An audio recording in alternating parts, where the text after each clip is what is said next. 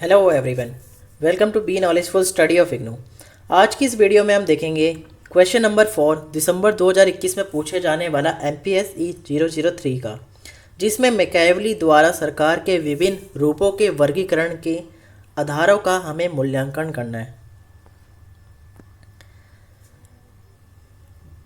इतालवी पुनर्जागरण के राजनीतिक दार्शनिक निकोलो मैकियावेली ने अपने प्रसिद्ध कार्य द प्रिंस और डिस्कोर्सेस ऑन लिवाई में सरकार के रूपों को वर्गीकृत किया।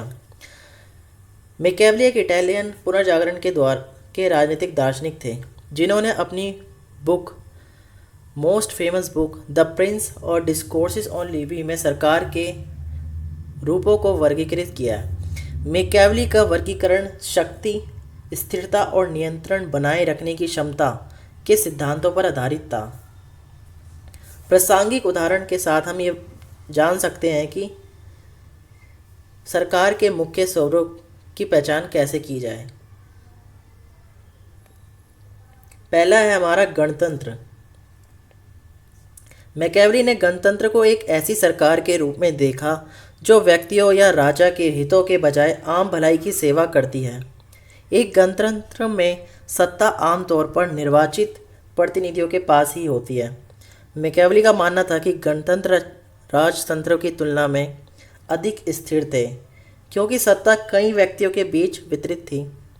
गणराज्यों के उदाहरणों में हम कह सकते हैं प्राचीन रोम, पुनर्जागरण के दौरान फ्लोरेंस और आधुनिक स्विट्जरलैंड शामिल है।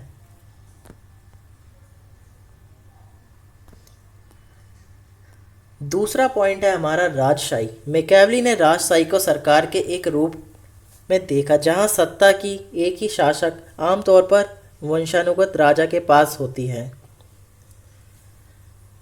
राजशाही में स्थिरता की संभावना को स्वीकार करते हुए मैकियावेली ने अत्याचार और जवाबदेही की कमी के जोखिमों पर भी प्रकाश डाला। उन्होंने स्थिरता बनाए रखने के लिए एक बुद्धिमान और सदाचारी शासक के महत्व पर जोर दिया, ना कि राजा के बाद उसका बेटा राजा बने या फिर उसके बाद। उन्होंने बुद्धिमान और सदाचारी शासक के महत्व पर जोर दिया। मैकियावेली के समय में राजशाही के उदाहरणों में राजा लुई 12वें के अधीन फ्रांस का साम्राज्य और पोप के अधीन पोप राज्य शामिल है। तीसरा पॉइंट हम कह सकते हैं रियासत। मैकियावेली ने रियासत को सरकार के अन्य रूपों से अलग किया, क्योंकि यह एक राजकुमार द्वारा शासित राज्य को संदर्भित बताता है, जो विजय या विरासत के माध्यम से सत्ता में आता है। मैकियावेली ने उन रणनीतियों पर ध्यान केंद्रित किया जो एक राजकुमार को सत्ता हासिल करने और बनाए रखने के लिए अपनानी चाहिए। उन्होंने बल के प्रयोग, चालाकी और लोगों की वफादारी बनाए रखने पर भी जोर दिया।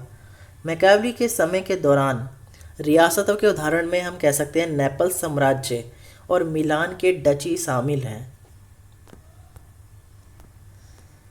फोर्थ पॉइंट है हमारा निरंकुशता। मैकियावेली ने निरंकुशता को एक ऐसी सरकार के रूप में माना जहां सत्ता एक ही शासक के पास होती है, जो राज्य और उसके लोगों पर पूर्ण नियंत्रण रखता है। तानाशाह अक्सर अपनी प्रजा की भलाई की परवाह किए बिना ही डर, भय और उत्पीड़न के माध्यम से शासन करते हैं। मैकियावेली ने माना कि संभावित विद्रोह और लोगों की वफादारी की कमी के कारण निरंकुशता अस्थिर हो सकती है।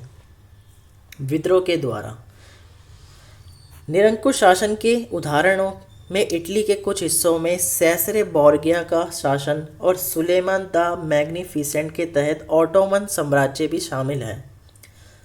हमें यह ध्यान रखना महत्वपूर्ण है कि मैकियावेली का वर्गीकरण व्यापक नहीं था, पूरी तरह से व्यापक नहीं था, और उसका विश्लेषण नैतिक विचारों के बजाय शासन के व्यवहारिक पहलुओं पर केंद्रित था।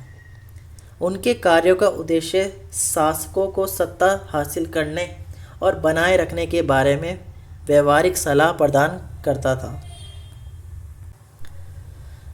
अगर आपको ये वीडियो पसंद आई है तो चैनल को सब्सक्राइब करें। अगर आपको इस वीडियो का PDF चाहिए तो आप टेलीग्राम पर जाकर इस वीडियो का PDF डाउनलोड कर सकते हैं।